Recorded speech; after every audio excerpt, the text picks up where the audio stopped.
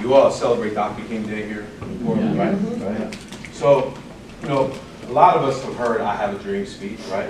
A lot of us have heard I've been to the mountaintop, right?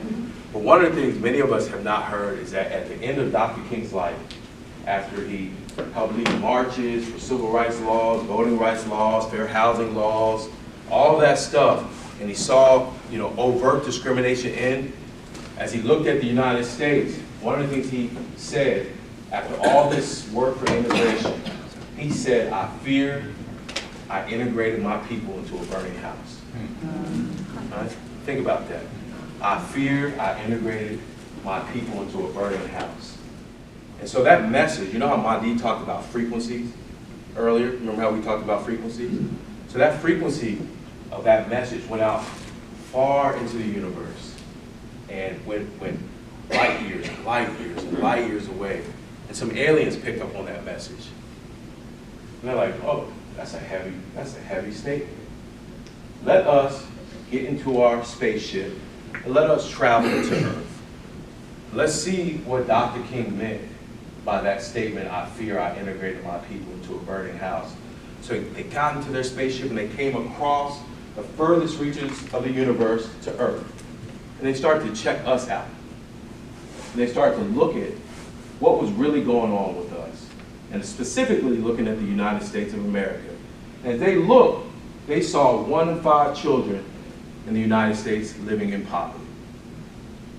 They saw 1 in 5 children in the United States, the wealthiest nation the world's ever seen, go hungry every day. They saw that the United States incarcerates more people in the world than any other nation, 2.2 million people. They saw that 38% of Americans say that they are unhappy. Only 38% of Americans say they are happy. They saw that suicide rates were going up 30% in the past 15 years. 17.5 million Americans are depressed. And that's probably a low number, right? Right? They saw antidepressant use is up since 1999, 64%. The aliens saw that the top 1% economically make 26 times that of the bottom 99%. They saw that 80% of Americans are in debt. That's a lot of us in this room, right? Right? They saw that the #1 prescribed drug in America is Vicodin. What is Vicodin? What does Vicodin do? Right? Numbs you out, right? That's a trip, isn't it? That the #1 prescribed drug is something that helps us to not feel. They saw that 21 million Americans report being addicted to drugs, and I imagine that's a low number as well. And NASA, they saw an interesting study by NASA, because they were coming from space, they really wanted to connect with NASA. And they went and visited NASA. And one of the things they understood is they came and saw that NASA, they were trying to figure out at NASA, how do they marshal their most creative genius to solve the most complex problems they were dealing with at NASA.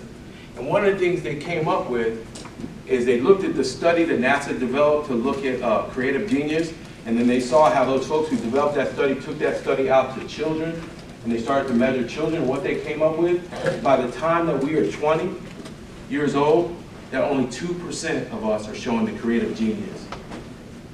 Where when we were children, at 5 years old, 98% of us were showing creative genius. And they saw that and they saw much more.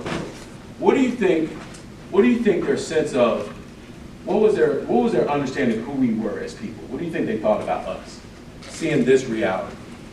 What do you think?